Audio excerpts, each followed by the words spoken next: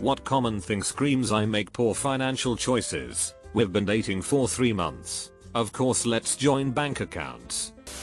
Get into debt to pay for a wedding, only to divorce after 6 months together. Having experienced my parents divorcing, then watching Marriage Story, I am committed to signing a prenup that explicitly demands arbitration instead of going through the legal system. For the unaware, arbitration is a process wherein two parties will agree in advance on an arbitration judge who will be fair and impartial. In this case, we'd both separately present a full view of our assets, child situation, housing situation, debt, what we think is fair and want out of the divorce, etc. Then the arbitrator issues a ruling about who gets what. To ensure we both follow it, the arbitrator may withhold some fee only to be released to me if I were to follow my end of the deal. Ultimately, if either of us failed to uphold the arbitration agreement, it's legally enforceable in court. Once the arbitration is issued, we'd both formally go through the legal system on paper, but having already hashed out all debates via the arbitration agreement, the process is much smoother, much shorter than going through the legal system entirely, much cheaper as well, much less of a headache in general. Wearing designer wear but struggle purchasing anything else. When there is an old sofa, broken fridge, and new audio on the drive. Seen a few people buy nearly all infant baby toddler cloths new from expensive brands. The most insane, or $350 Canada Goose winter jacket for a 4-month-old. Jacket barely covered the winter and then was too small. Oh, and nearly everyone I know that does this needs their parents' help each and every month to cover rent or mortgage payments. I am a real estate agent and I work leads with my lender. We met this lady about 4 months ago who had bad credit and low income. We helped her identify what she needed to do to get better credit and she said she may get more money soon.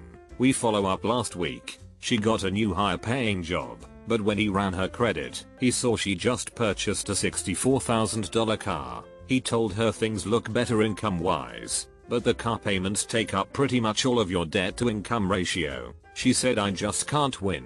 I gotta get to work somehow. With that kind of car, I bet she gets to work real fast. My lender said the only house she will get approved for now is a gingerbread house.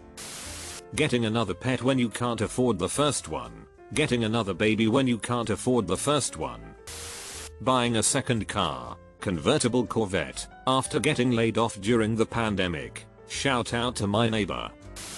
Buying the latest everything. I have a co-worker who struggles to pay rent and such but buys a new iPhone every time they release a new model. I work for a cell phone carrier, and like 80% of renewals are reasonable. I've had my phone for more than 3-4 years and it's time for another. And 10% are I use this phone every day for my job so I need the cutting edge. I'm rich as F. But there's that 10% that comes in with a flawless iPhone 11 Pro Max with 56/512 GB use that wants the iPhone 12 Pro Max 512 GB despite then having to pay over $400 on unnecessary fees, and I just can't fathom why. We used to have people come into the garage. Tires are slick, brakes are metal to metal or almost. Knocks and noises while the inside looks like a landfill site, but they'd get out the car and ask for an oil change or how to botch something up cheap because they were skint. They'd be wearing all designer gear, latest phone, covered in hair gel or makeup. Few of them even sent their dads down or they came with them,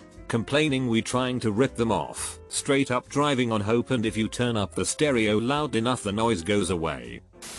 I don't know that it's all that common, but my bank account has been telling me I make poor financial decisions since at least 2019. Feel this on a spiritual level. If you make a deposit, you can move it to a section to save. Thanks Wells Fargo. But I must eat. Spending way too much on dating. Every time my girlfriend and I would do something together, I would end up spending at least $200. When I tried to talk to her about it, ask why we couldn't do something together that didn't cost so much money, she looked me in the eyes and reminded me once again, because I'm a prostitute. Dumbus.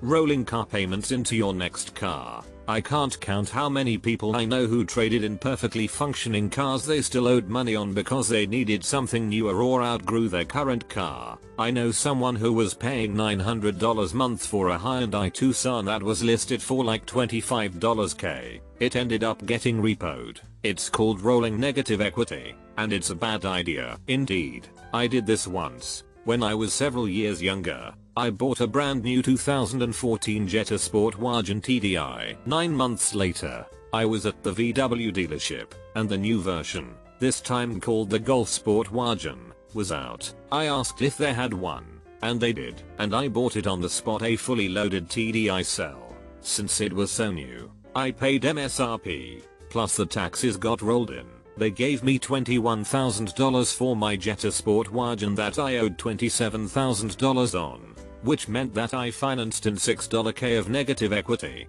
and that is how, even with a decent interest rate, I ended up with a $715 car payment on a refine Volkswagen.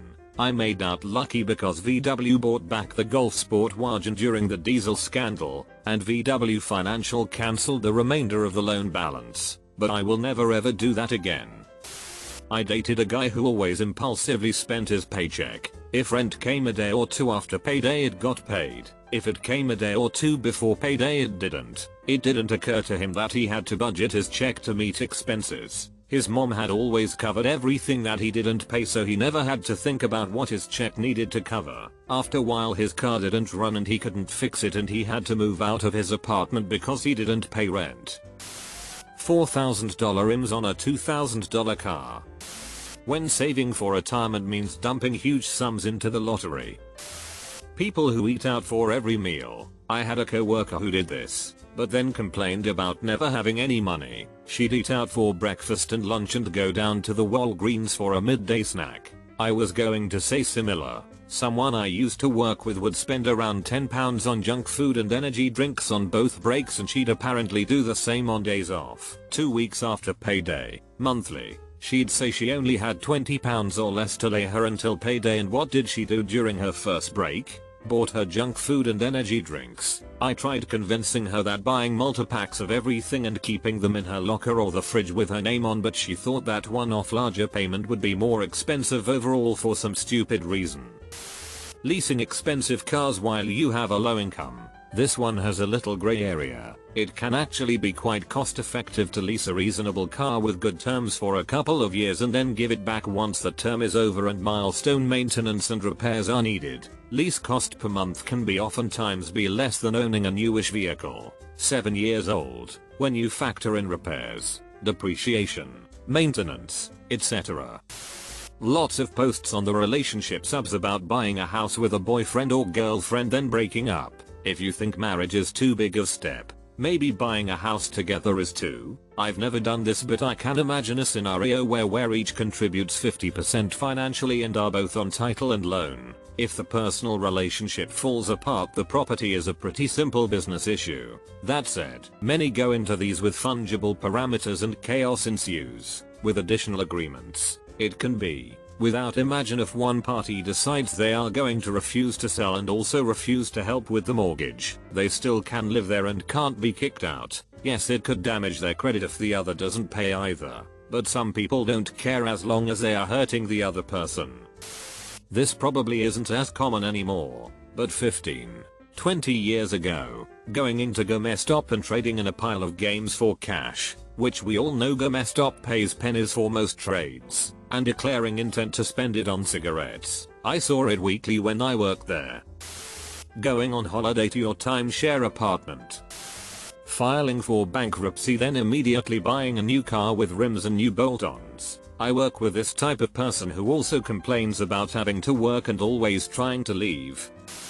Sticking with something like cable that costs $250 a month when you don't use all the things you're paying for and could easily reduce your costs. A lot of companies advertise only pay for what you need. When you try to opt into it, they make that the most expensive thing on offer. I only need internet. I do not need TV. But if I get them both, they offer to reduce my bill to less than if I only got internet. I'm in the process of cancelling a few services I no longer need. Companies make it difficult to cancel subscriptions. So, when you set up direct deposit.